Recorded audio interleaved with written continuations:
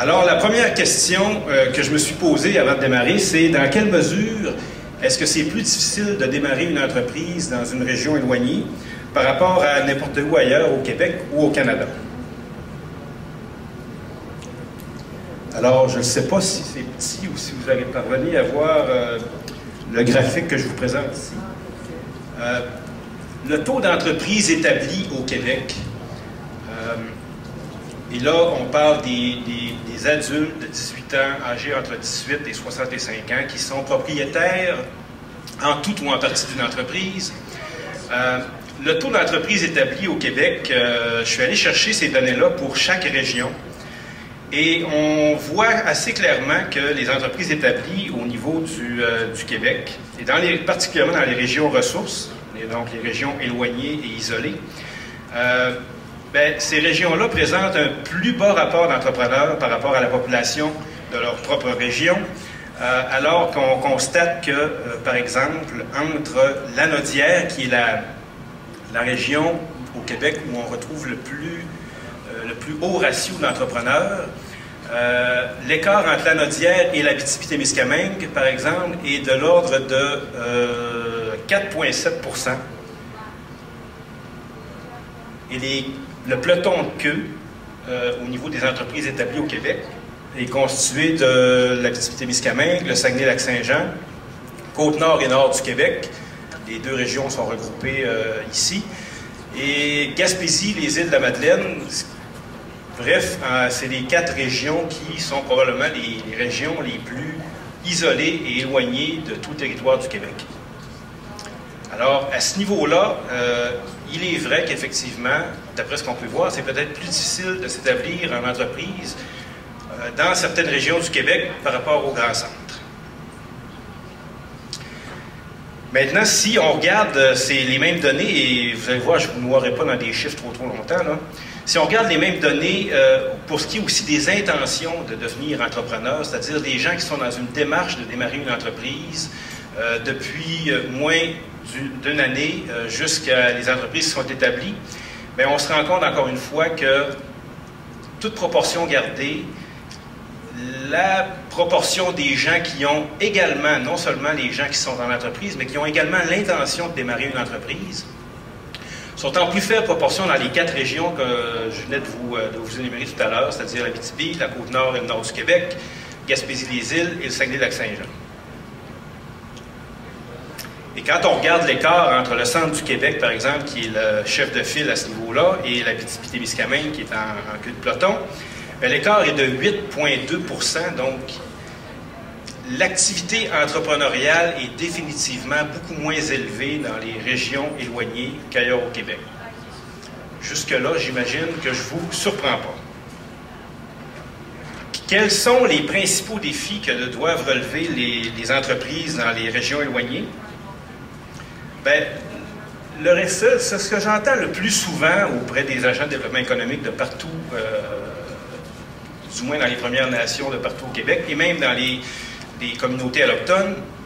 Les gens nous disent le volume on a des entreprises qui sont tellement dans des petits marchés qu'une entreprise ne peut pas vivre dans ces conditions-là. Donc, ça, c'est un premier élément qui va à la faveur que les marchés locaux restreints nuisent au démarrage d'entreprise. On retrouve aussi beaucoup dans les petites communautés, qu'elles soient autochtones ou allochtones, ce que moi j'appelle le syndrome du dépanneur. C'est-à-dire que le syndrome du dépanneur, c'est l'idée qu'une entreprise dans une petite communauté ne peut être qu'une entreprise qui est liée à subvenir à des besoins de base. Première des choses. Et le deuxième effet du syndrome du dépanneur, c'est la réalité qu'on voit dans les communautés de toutes sortes, que lorsqu'une entreprise fonctionne bien, notamment par exemple un dépanneur qui fonctionne bien dans une communauté, qu'est-ce qu'on voit arriver au bout d'1 an ou 2? Bien, c'est un deuxième dépanneur sur le coin de rue opposé de celui qui était déjà installé. Et si ces deux entreprises-là finissent par survivre, il y a des risques qu'il y en ait un troisième qui s'installe sur l'autre coin de rue, et comme il y a 4 coin de rue, on pourrait aller jusqu'à 4 dépanneurs. Donc, ça, c'est un phénomène qu'on voit souvent aussi dans les petits milieux. Et un troisième élément qui représente un défi au niveau des petits marchés locaux, c'est le conservatisme des clientèles. Moi, je viens de Chicoutimi. Chicoutimi, c'est quand même une assez grosse ville. Mais même à l'intérieur de mon assez grosse ville, je constate souvent un certain conservatisme des gens de la région. Il y a des restaurants à Chicoutimi. Pensez pas ouvrir un restaurant libanais à Chicoutimi. Vous n'y arriverez jamais, même s'il y aurait quand même un volume de clients potentiels intéressant. On est dans les régions éloignées du Québec, parfois plutôt conservateurs. Et ça peut être difficile au niveau du développement des entreprises pour cette raison-là aussi. Et maintenant, si on regarde un peu au niveau des solutions, quels seraient les défis dans un marché local restreint? Bien, diversifier son portefeuille de produits ou de services, c'est probablement la meilleure solution pour régler le problème, par exemple, d'un volume d'affaires qui est souvent trop petit pour soutenir une entreprise. Diversifier son portefeuille de produits ou de services, bien, ça veut dire, notamment, moi j'ai vu quelques exemples intéressants de ce genre de phénomène-là. Une petite communauté sur la route, j'oublie le nom de la route, entre Saint-Urbain et Ville-de-la-Baie au Saguenay. Une petite communauté qui s'appelle Boileau, un petit dépanneur qui est à Boileau. Et je vois ça souvent aussi lorsque je voyage aux États-Unis et que je me promène dans des endroits un peu plus reculés des États-Unis. Si on peut dire que les États-Unis, il y a des coins reculés. Mais on voit souvent des dépanneurs ou des postes à essence qui incluent dans leurs